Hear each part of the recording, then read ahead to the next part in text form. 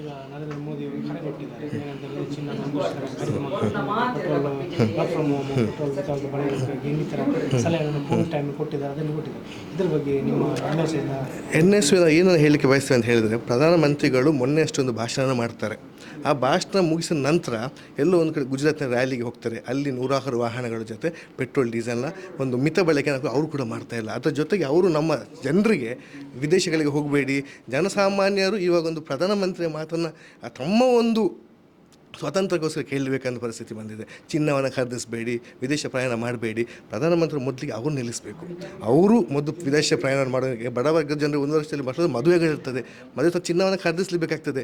ಅವರು ಯಾವ ಉದ್ದೇಶದಿಂದ ಹೇಳಿದ್ದಾರೆ ಅಂತ ನಂಗೆ ಗೊತ್ತಾಗ್ತಿಲ್ಲ. ಮೊದಲು ಸರ್ಕಾರ ಅಧಿಕಾರಿಗಳು ಹೇಳಿದಾರಲ್ವ, ಅವರಿಗೆ ನೀವು ಹೇಳಬೇಕು ಸಾರಿಗೆ ಸಂಸ್ಥೆಯಲ್ಲಿ ಅಂತ ಹೇಳಿ. ಅಧಿಕಾರಿಗಳು ನೀವು ಒಂದು ತಾಕೀತನ್ನು ಮಾಡಿ.